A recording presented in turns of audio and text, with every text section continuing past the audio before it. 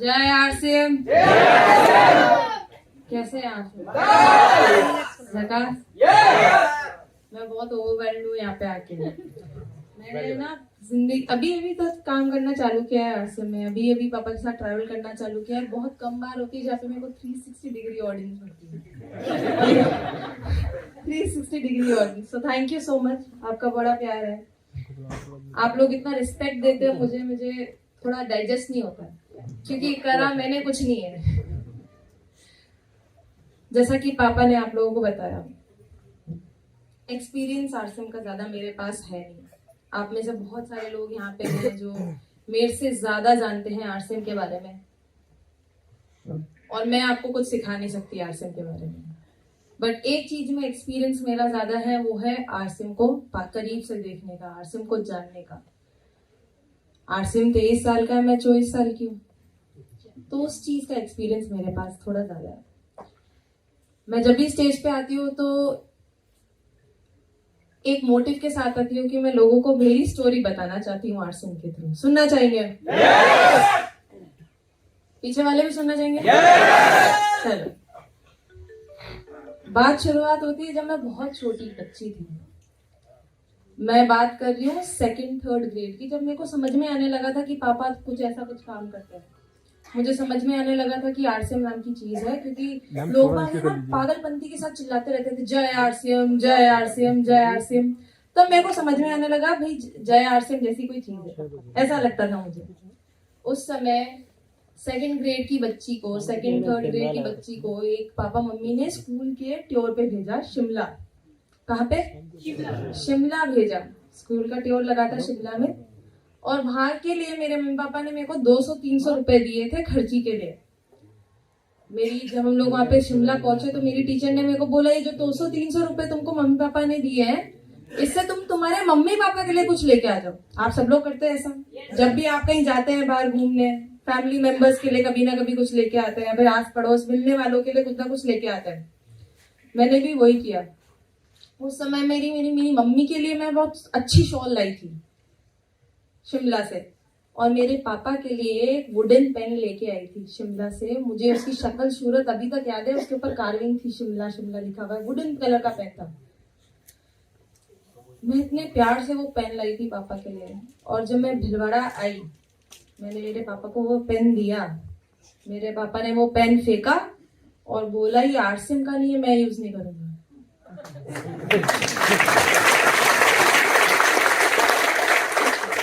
आप लोगों को बहुत अच्छा लग रहा होगा, वाह वाह मुकेश, क्या बात करती।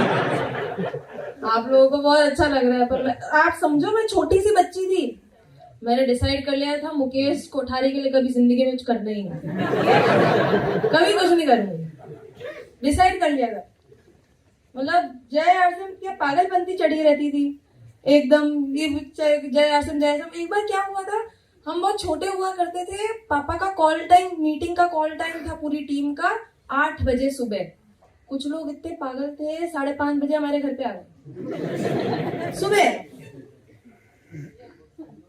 छोटे बच्चे को क्या है, मतलब उसको ज्यादा समझ में नहीं आता। मैं इरिटेट हो गई थी। मुझे लगा था यार ये पीछा छुड़े जो अच्छा। मेरे को समझ में नहीं आता। तो छोटे बच्चे को तो यही चाहिए, पीस शांति, मेरे को अपने आप में रहने दो। क्या होता था, लोग बाग आते थे आरसीएम की जब भी मीटिंग या फिर कुछ प्लान डिस्कशन वगैरह होता था, तो परेड मेरी और मेरी बहन की लगती थी। खाना हमको खिलाना, नाश्ता हमको देना, पानी हमको देना। परेड, मैं परेशान हो गई थी। मैंने जिंदगी में डिसाइड कर लिया था कि कुछ भी कर लूंगी, आरसीएम नहीं करूंगी। कुछ भी कर लूंगी, आरसीएम तो टच भी नहीं करूंगी, आसपास भी नहीं जाऊंगी आरसीएम के। तो क्योंकि मुझे आरसीएम से इतनी नफरत थी, मैंने डिसाइड कर लिया था कि जिस चीज में मैं अच्छी हूँ उसके बारे में मैं पढ़ाई करूंगी और उसके अंदर जॉब लूंगी।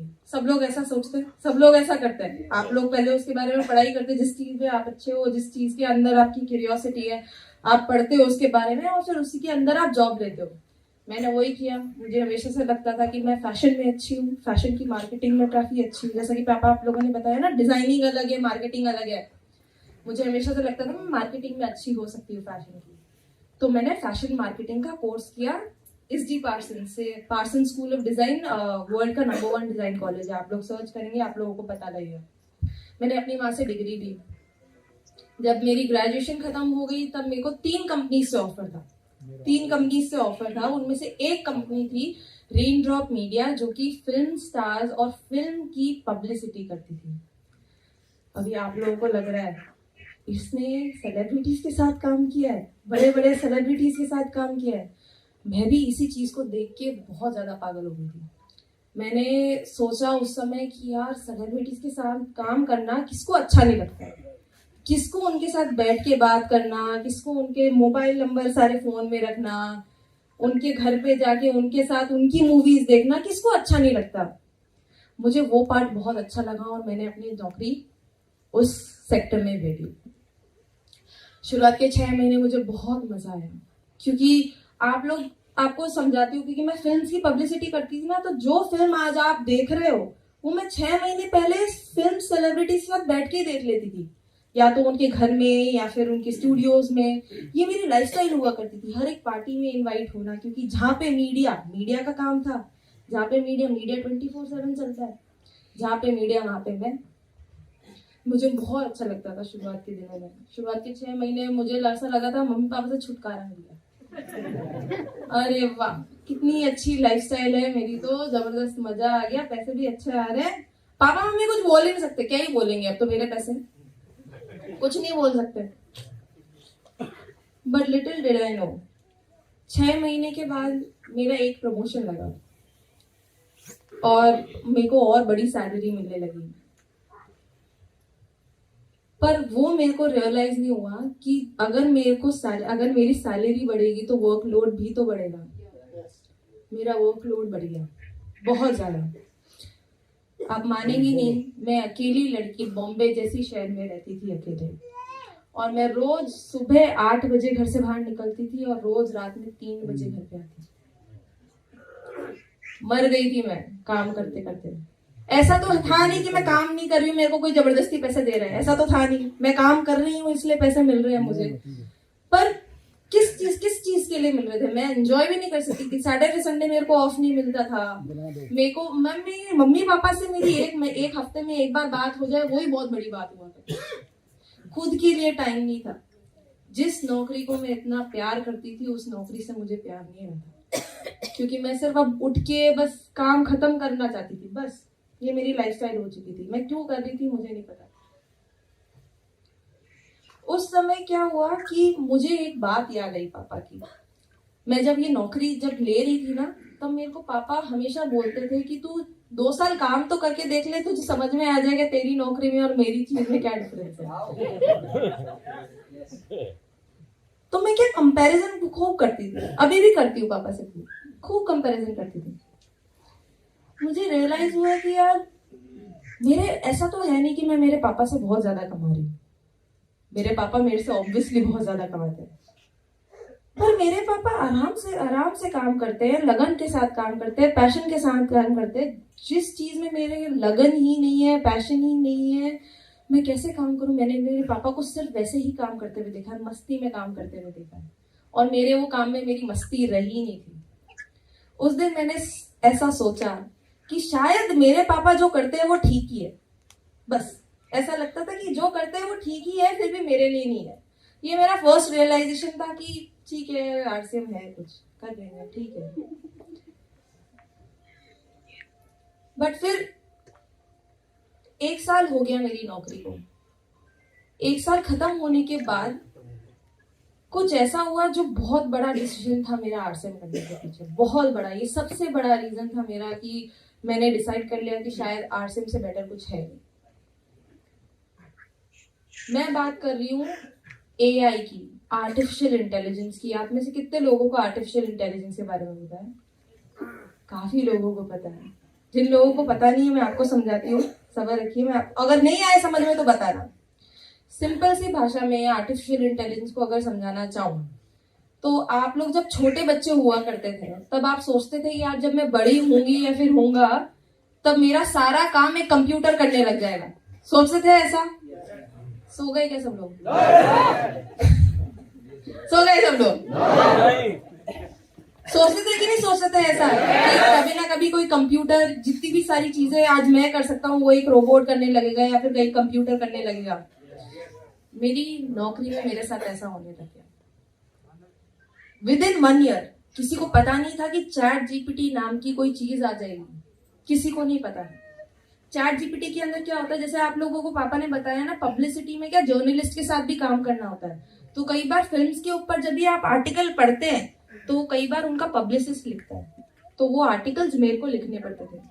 यूजुअली चैट जीपीटी के आने से पहले वो काम मेरा 2 दिन का काम हुआ करता था, क्योंकि 2 दिन के काम में पहले मेरे को वो मूवी देखनी पड़ती थी, सेलिब्रिटी का इंटरव्यू लेना पड़ता था, लैपटॉप खोल के लिखो और फिर बॉस अप्रूव करता था। पर चैट जीपीटी के आने के बाद आज वो 2 दिन का काम मेरा सिर्फ 5 मिनट का काम हुआ था।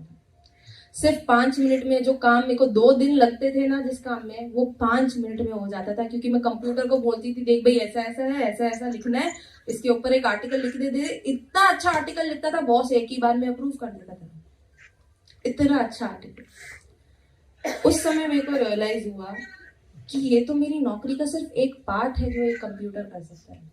धीरे धीरे कंप्यूटर क्या क्या करने लगेगा मुझे भी नहीं पता चलेगा। धीरे धीरे मेरी नौकरी मेरी भी नहीं रहेगी, कंप्यूटर कर लेगा।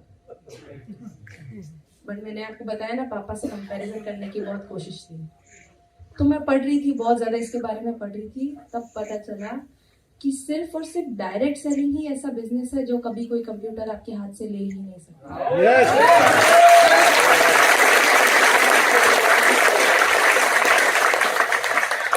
जानना चाहेंगे क्यों?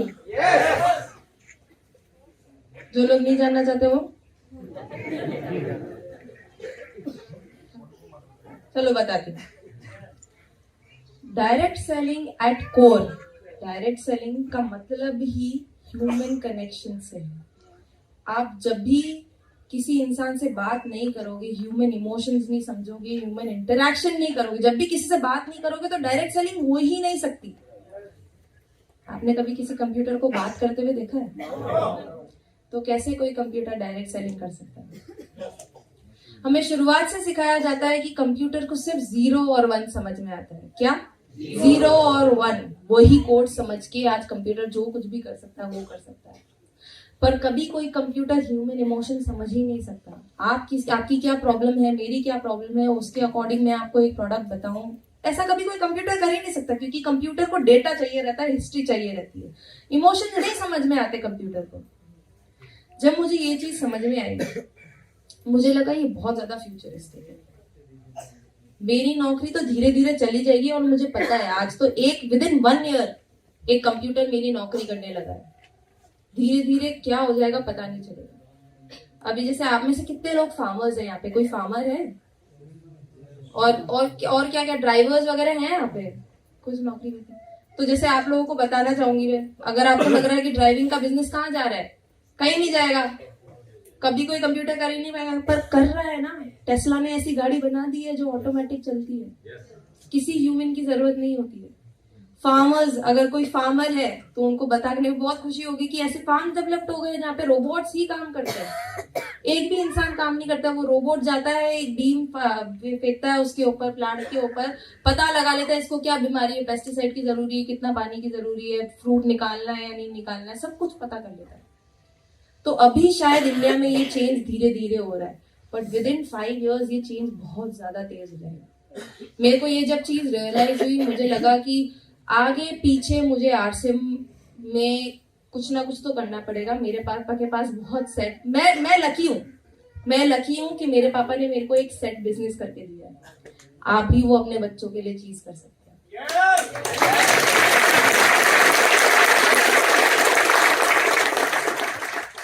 ठीक है, फिर भी अगर ये मेरे को पता भी चल गया था, फिर भी मेरे पास एक स्ट्रॉन्ग पर्पस नहीं था। मेरे पास अभी तक सिर्फ रीजंस थे आरसीएम करने के, मेरे पास एक पर्पस नहीं था आरसीएम क्यों करना चाहिए।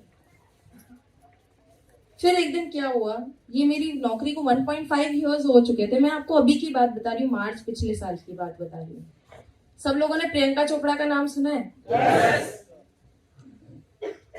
प्रियंका चोपड़ा अमेरिका से इंडिया आई थी किसी काम से, और क्योंकि मैं उसकी पब्लिक रिलेशन मैनेजर थी, ऑफ कोर्स मेरा काम था उसको इंटरव्यूज करवाना, उसका अगर वो स्टेज पे आ रही है तो उसको बताना कि क्या बोलना है, सारी स्क्रिप्ट होती है उसकी।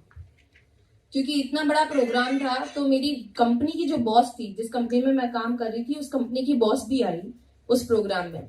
और प्रियंका चोपड़ा को क्या, मैंने पूरी स्क्रिप्ट दी थी कि देख भाई ऐसा ऐसा बोलना है, ऐसा नहीं बोलना है, मीडिया वाले बैठे हुए हैं, कुछ भी बोल दोगे तो हर कुछ ही लिख देंगे, तो आराम से साफ सुथरा अच्छे से बोलना।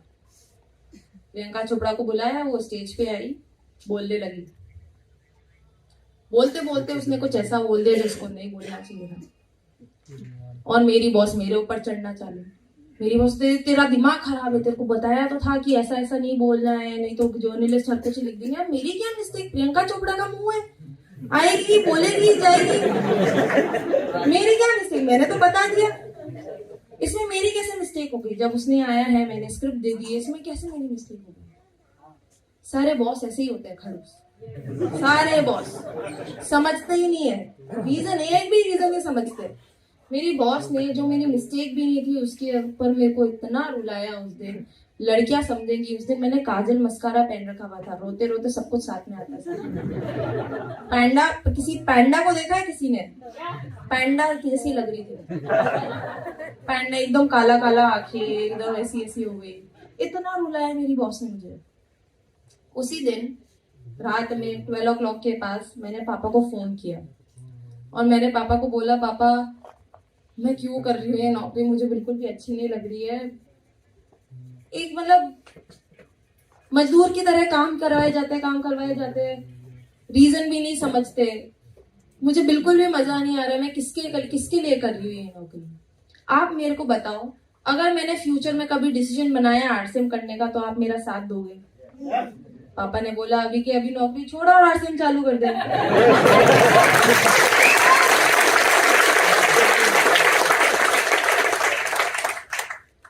पर ये मैंने जोश में बोल दिया था। सुबह उठ के ऐसा रिग्रेट हुआ मुझे, अरे भाई क्यों बोला मैंने ऐसा। मैं रेडी हूँ कि नहीं हूँ आरसीएम के लिए मुझे कैसे पता, अभी तो ये नौकरी कैसे छोड़ूंगी, क्या करूंगी। बट क्या है ना, पापा हमेशा फॉलो अप की बात करते हैं ना उनके सेमिनार में, उनकी बच्ची के साथ फॉलो अप करना चालू कर दिया था। मेरे को सुबह सुबह फोन आया वापस से पापा का, मैं जब ऑफिस की तरफ जा रही थी तब पापा का फोन आया। पापा ने बोला, अच्छा तूने बोला था तू आरसीएम करेगी, अब तू ऐसा कर, है ना 17 मार्च को मेरी नाला सुपारा में मीटिंग है, नाला सुपारा बॉम्बे में, मेरी नाला सुपारा में मीटिंग है, तू ऐसा कर तू मीटिंग में आ जा। आप में से बहुत सारे लोगों को भी यहाँ पे जबरदस्ती लाया गया, मुकेश कोठारी की खुद की बेटी को भी जबरदस्ती लाया गया। मेरी क्या छुट्टी नहीं रहती थी, सैटरडे संडे मेरी छुट्टी नहीं रहती, तो मैं बॉस को झूठ बोल के कैसे भी करके तो मैं पापा के साथ मीटिंग में चली गई। अब मैं मीटिंग में गई, दिमाग खराब होना चालू, क्योंकि सब लोग जय आरसीएम चल रहे। इतना परेशान कर दिया। शुरुआत के 10 मिनट में मैंने डिसाइड कर लिया कि शायद मैंने बहुत जल्दी बोल दिया, कुछ गलत ही बोल दिया पापा को, अब मैं पीछा कैसे छुड़ूं। एक के बाद एक करके लोग बाग आए जा रहे हैं, आरसीएम क्यों करना चाहिए, बात कर रहे हो उसके बारे में। सब लोग आके यही बात बता रहे हैं, आरसीएम इज ग्रेट, आरसीएम करना चाहिए ये वो। पर मेरे को समझ में नहीं आ रहा था ये क्यों कर रहे हैं। मैं तो बड़ी हूँ आरसीएम के साथ, मतलब बड़ी हुई हूँ, मेरे को तो आरसीएम का A to Z पता है क्या है बिजनेस में, समझ में नहीं आ रहा था। फिर एक फीमेल लीडर है, मैं सपना बाफना, आप में से लोगों ने सुना है किसी का नाम, उनका नाम सपना बाफना, बॉम्बे से काम करती है, मेनली वो वुमेन एम्पावरमेंट वगैरह के ऊपर काम करती है, आरसीएम में की सोल के ऊपर काम करती है। वो स्टेज पे आई और वो बताने लगी कि कैसे ये बिजनेस लड़कियों के लिए है, डायरेक्ट सेलिंग का बिजनेस एक लड़की से एक लड़की ने शुरुआत की थी। वो इन सब चीजों के बारे में बात कर रही थी और मैं उस समय ज्यादा सुन नहीं रही थी, क्योंकि मेरे को ज्यादा इंटरेस्ट नहीं था कि क्या बोल रहे लोग, मैं ज्यादा सुन नहीं रही थी। जैसे आप लोग भी, कई लोग होंगे यहाँ पे ऐसे, मुझे ज्यादा इंटरेस्ट नहीं आ रहा था। फिर मीटिंग खत्म हो गई। मीटिंग खत्म होने के बाद बहुत सारी लड़कियां मेरी एज की मेरे पास आई और वो बताने लगे कि आपकी लाइफ कितनी अच्छी है, आपको तो कोई प्रॉब्लम ही नहीं आती होगी, कितनी अच्छी लाइफस्टाइल है, आप तो इतना सब कुछ कर सकते हो। उस मीटिंग के बाद मेरे को रियलाइज हुआ कि अब मेरे को चमका कि अगर मैं जैसी भी लड़की हूँ, आज जो भी कर सकती हूँ as a woman, as a लड़की, अगर आज मेरे मम्मी पापा मेरे को सोलो ट्रिप पे इंटरनेशनली भेज देते, वो सब किसकी वजह से मैं कर सकती हूँ? हमारी लाइफ में आरसीएम है, इसकी वजह से मैं ऐसा सब कुछ कर सकती हूँ।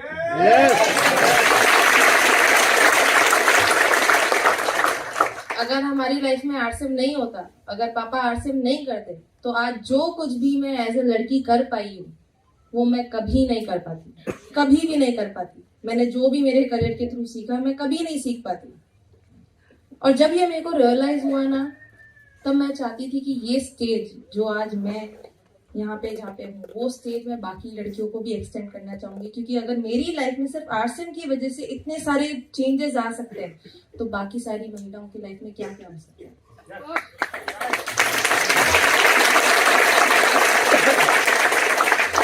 जब मुझे ये चीज समझ में आई ना, मुझे पर्पस मिल गया था आरसीएम करने का।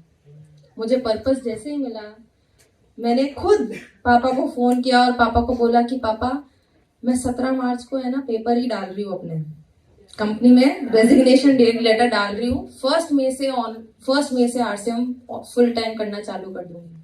और मैंने वही किया। 7 मई को आप सब लोगों ने देखा होगा नेक्स्ट जनरेशन का इवेंट, बहुत सारे लोगों ने नहीं देखा है तो कभी यूट्यूब पे देखना। उधर से मेरी आरसीएम की जर्नी चालू हुई। अभी बहुत सारे लोग, आप लोग मेरे को बहुत कुछ सिखा सकते हैं, बट क्योंकि मेरे पास ये स्टेज है, पापा की वजह से मेरे पास ये स्टेज है, तो मैं यहाँ पे इन रीजंस के बारे में इसलिए बात करती हूँ क्योंकि ये 3 रीजन ऐसे अतरंगी से रीजन नहीं है। ये सिर्फ मेरे रीजन ही नहीं है, ये आपके रीजन भी हैं। अगर आप गौर करके इसके बारे में सोचे तो सबकी नौकरी सबको परेशान करती है, सबका बॉस सबको परेशान करता है, सबकी नौकरी सबके हाथ से जाने वाली है। और वुमेन एम्पावरमेंट सिर्फ आज एक लड़की का काम नहीं रहा है, लड़कों का भी इक्वल काम हो गया है। सिर्फ एक लड़का ही घर नहीं चलाता है, लड़की भी इक्वली साथ देती है उस चीज में। तो क्योंकि ये जो 4 रीजन जो मैंने आपको बताए हैं, ये सिर्फ मेरे रीजंस नहीं, आपके भी रीजंस है। और अगर आपके रीजंस नहीं है, तो अगर आप किसी को आगे फ्यूचर में किसी को ज्वाइन कराए, उनके रीजंस बन सकते हैं, स्पेशली यूथ। एआई का जो ये पॉइंट है ना, ये सबसे बड़ा रीजन था मेरा आरसीएम करने का। आप किसी भी यूथ को जाके इसके बारे में अगर समझाएंगे तो वो समझेंगे, क्योंकि हर यूथ को पता है कि एआई कैसे कैसे उनकी जॉब ले रहा है। इसी के साथ मैं अपनी बातों को विराम देना चाहूंगी, क्योंकि आप लोगों को लग रहा है मुकेश जी कोठारी को कब बुलाएंगे वापस से।